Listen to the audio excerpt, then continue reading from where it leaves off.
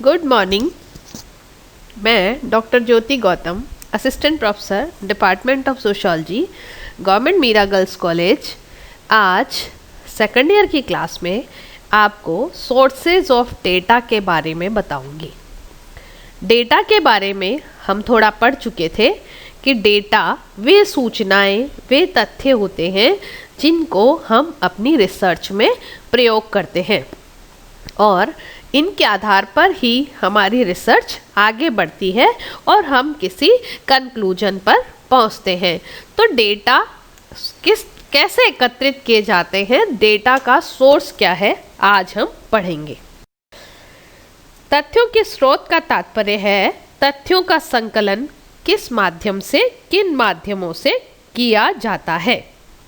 क्योंकि तथ्य संकलन में विशेष सावधानी की आवश्यकता होती है, अतः तथ्य संकलन के स्रोत जानना बहुत आवश्यक है। श्रीमती पीवी यंग ने तथ्यों के दो प्रकार के स्रोतों का उल्लेख किया है। पहला क्षेत्रीय स्रोत, इसके अंतर्गत अनुसंधानकर्ता को अपने अध्ययन क्षेत्र में जाकर खुद तथ्य एकत्रित करने होते हैं। उसी दौरान अवलोकन, प्रश्नावली, अनुसूची एवं साक्षात्कार आदि प्रविधियों के माध्यम से वह तथ्य एकत्रित करता है। पीवी यंग ने क्षेत्रीय स्रोत की इकाइयों को वैयक्तिक स्रोत या प्रत्यक्ष स्रोत भी कहा है। दूसरा प्रकार उन्होंने प्रलेखीय या दस्तावेजी स्रोत बताया। ये प्रकाशित एवं अप्रकाशित दस्तावेजों, सांख्यिकी, हस्तलेखों, पत्रों या डायरियों के माध्यम से उपलब्ध होते हैं और इनको भी इन्होंने स्रोत के रूप में माना, तथ्य स्रोत के रूप में माना। लेकिन तथ्य संकलन के स्रोतों को मुख्य रूप से दो भागों में बांटा गया है, प्राथमिक एवं द्वितीयक। और प्राथमिक स्रोत वे होते हैं जो कि यह वह मौलिक तथ्य होते हैं जिनसे अध्ययनकर्ता प्रथम बार तथ्यों या विभिन्न जानकारी को संकलित करता है। इन्हीं को सामान्यतः क्षेत्रीय स्रोत भी कहा जाता है। पीवी यंग ने भी इसकी डेफिनेशन दी है। उनके अनुसार प्राथमिक सामग्री का तात्पर्य उन सभी मौलिक सूचनाओं या आंकड़ों से है जिन्हें स्वयं अनुसंधानकर्ता प्राथमिक स्रोतों द्वारा प्राप्त करता है। और पीटर एच मान की भी एक डेफिनेशन है। वे भी कहते हैं प्राथमिक स्रोत हमें प्रथम स्तर पर संकलन की गई सामग्री प्रदान करते हैं, अर्थात जिन लोगों ने इन्हें एकत्रित किया है उनके द्वारा प्रस्तुत की गई सामग्री का मौलिक स्वरूप ही प्राथमिक तथ्य है। तो हम समझते हैं कि प्राथमिक तथ्य क्या है, जो क्षेत्र में जाकर अनुसंधानकर्ता स्वयं एकत्रित करता है और अपनी रिसर्च में प्रयोग करता है, वे प्राथमिक तथ्य कहलाते हैं। प्राथमिक तथ्य या प्राथमिक स्रोत के प्रकार दो है, प्रत्यक्ष प्राथमिक स्रोत और अप्रत्यक्ष प्राथमिक स्रोत। तथ्यों को दोनों प्रकार से एकत्रित किया जा सकता है, प्रत्यक्ष रूप में भी और अप्रत्यक्ष रूप में भी। तो प्रत्यक्ष प्राथमिक स्रोत हम पहले पढ़ेंगे कि हम किस प्रकार प्रत्यक्ष प्राथमिक स्रोतों से तथ्य एकत्रित करते हैं।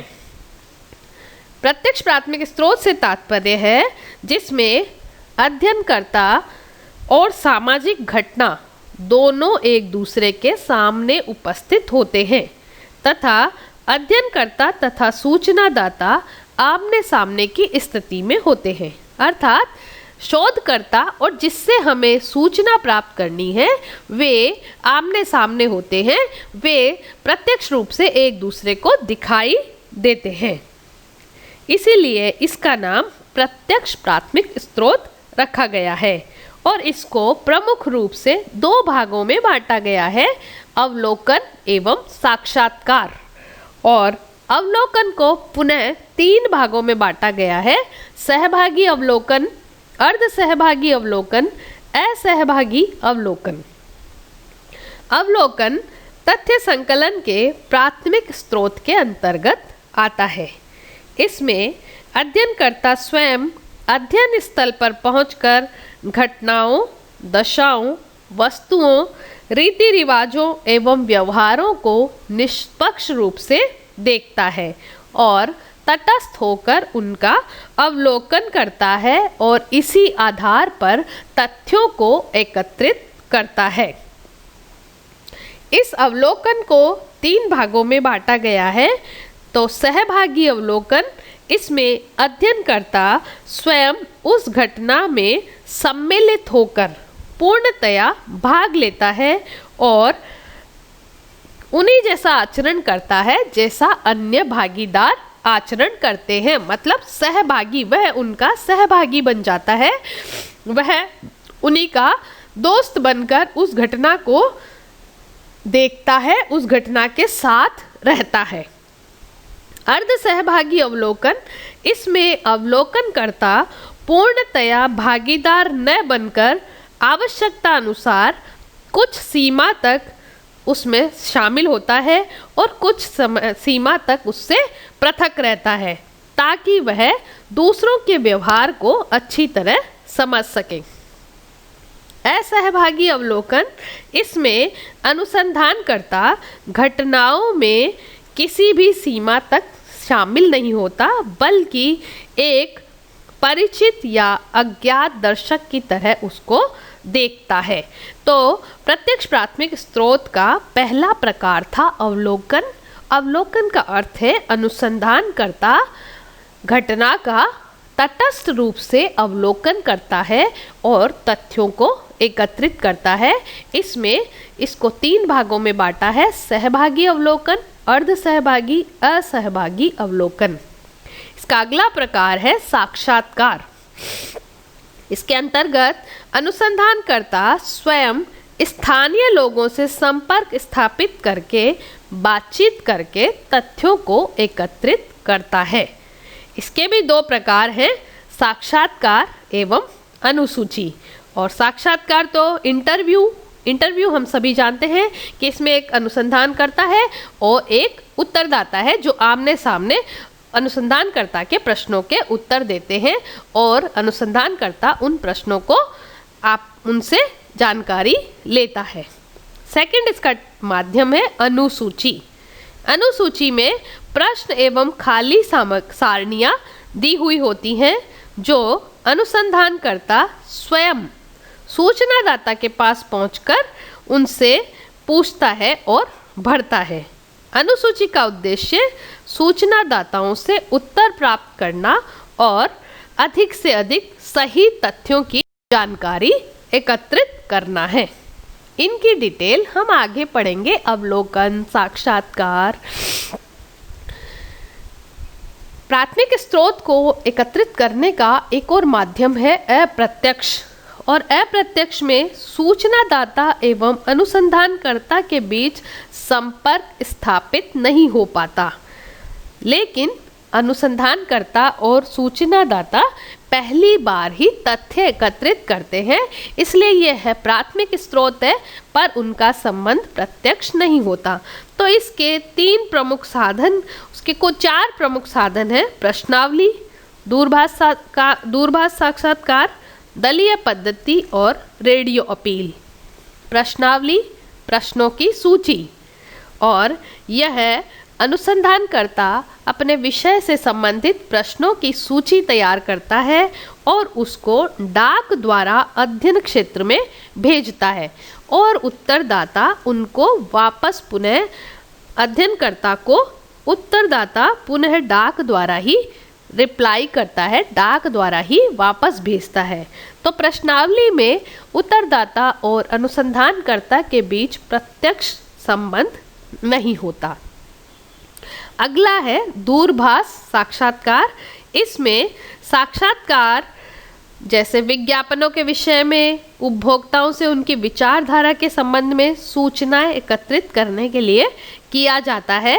तो इसमें अध्ययनकर्ता केवल दूरभाष के माध्यम से ही टेलीफोन के माध्यम से ही सूचनादाता से संपर्क स्थापित करता है और डेटा कलेक्ट करता है। नेक्स्ट है दलीय पद्धति, पैनल टेक्निक। इसमें कुछ सूचनादाताओं के विशेष दल बनाए जाते हैं और इनमें सम्मिलित किए व्यक्ति सामान्य सूचनादाताओं के प्रतिनिधि के रूप में होते हैं जो जनता की विचारधारा के संबंध में जानकारी एकत्रित करते हैं। यह पद्धति व्यक्तिगत संपर्क की अपेक्षा दलीय संपर्क पर अधिक बल देती है और इससे सूचनाएं जल्दी एकत्रित होती हैं। और इसी का एक और प्रकार है रेडियो अपील। कई बार रेडियो के द्वारा भी हम तथ्य एकत्रित करते हैं और सूचनाओं को इकट्ठा करते हैं, तो यह है रेडियो अपील, अप्रत्यक्ष प्राथमिक स्रोत। इन सभी के बारे में आगे के चैप्टर्स में हम डिटेल में स्टडी करेंगे। क्योंकि डेटा बहुत इम्पॉर्टेंट चीज़ है और डेटा पर आधारित रिसर्च से ही हम सही और गलत निष्कर्ष पर पहुंच पाते हैं और उसी से सिद्धांत का निर्माण होता है। तो ये हमने जाना कि तथ्य एकत्रित करने के दो स्रोत है, प्राइमरी एंड सेकेंडरी। तो प्राइमरी सोर्सेज से जब हम डेटा एकत्रित करते हैं तो उसके क्या क्या फ़ायदे हैं। उसके पहला लाभ है विश्वसनीयता, क्योंकि डेटा स्वयं अनुसंधानकर्ता ने एकत्रित किया है, या तो फील्ड में जाके या बिना फील्ड में जाके, लेकिन वह उसके अनुसंधान से पूर्णतया संबंधित है, अतः उसको उस पर विश्वास होता है। तो प्राथमिक स्रोतों में विश्वसनीयता का गुण पाया जाता है। अगला है स्वाभाविकता। इसके अंदर स्वाभाविकता रहती है क्योंकि अनुसंधानकर्ता अपने रिसर्च से अपने उत्तरदाताओं से घनिष्ठ संबंध स्थापित कर लेता है। इसके कारण रिसर्च में और डेटा में स्वाभाविकता रहती है, कृत्रिमता नहीं आती है। अगला लाभ है वस्तुनिष्ठता, क्योंकि इसके अंतर्गत जो पद्धतियाँ अपनाई जाती हैं वे वस्तुनिष्ठता लाने में बहुत सहयोग करती हैं। उससे डेटा हमको रियल प्राप्त होता है, यथार्थ डेटा प्राप्त होता है। इसके कारण अध्ययन में वस्तुनिष्ठता आती है। समय एवं धन की बचत, इसके द्वारा तथ्य संकलन करना बहुत आसान होता है। अधिक संख्या में, अधिक समय में, कम समय में अधिक संख्या और अधिक लोगों से हम डेटा कलेक्ट कर सकते हैं, इसलिए इसमें समय और धन की बचत होती है। लचीलापन, इसमें अध्ययनकर्ता परिस्थितियों के अनुसार अध्ययन पर प्रविधि में परिवर्तन कर सकता है और सूचनाएं एकत्रित कर सकता है। इसलिए प्राथमिक स्रोतों के आधार में लचीलापन पाया जाता है। अगला गुण है व्यापक क्षेत्र।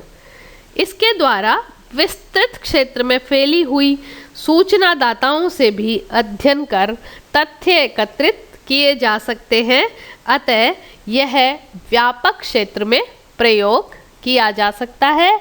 क्योंकि प्रश्नावली तो डाक के द्वारा ही भेजी जाती है, तो डाक द्वारा हम बहुत से एरिया में अपनी सूचनाएं भेज सकते हैं और बहुत से एरिया से अपनी सूचनाएं एकत्रित कर सकते हैं। आंतरिक एवं गुप्त सूचनाओं का संकलन, प्राथमिक स्रोतों से आंतरिक सूचनाओं को भी प्राप्त किया जा सकता है। जब हम अवलोकन के माध्यम से किसी अध्ययन क्षेत्र को देखते हैं तो हमें कभी कभी कुछ गहन जानकारियां भी प्राप्त हो जाती हैं जो कि हमारे अध्ययन के लिए बहुत ही महत्वपूर्ण होती है।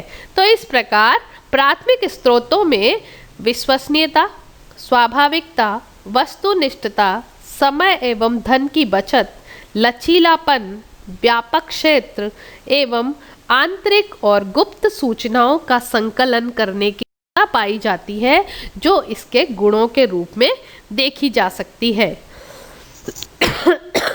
क्योंकि गुण और दोष हर पद्धति में हर जगह पाए जाते हैं, तो कुछ दोष भी यहाँ पर हैं। उनमें फर्स्ट है पक्षपात एवं मिथ्या झुकाव की संभावना।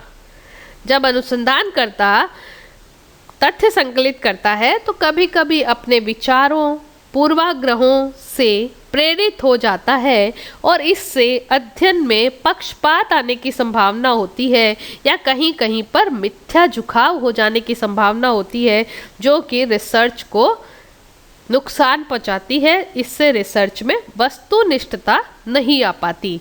तो इसका अगला दोष है वस्तुनिष्ठता में कमी। शोधकर्ता द्वारा जब अपनी सुविधा से तथ्य संकलित किए जाते हैं या संकलित तथ्यों को तोड़ मरोड़ कर प्रस्तुत किया जाता है तो अध्ययन में वस्तुनिष्ठता नहीं आ पाती। प्राथमिक स्रोतों का नेक्स्ट दोष है अतीत की घटनाओं का अध्ययन संभव नहीं। तथ्यों की स्वाभाविकता के नष्ट हो जाने का खतरा।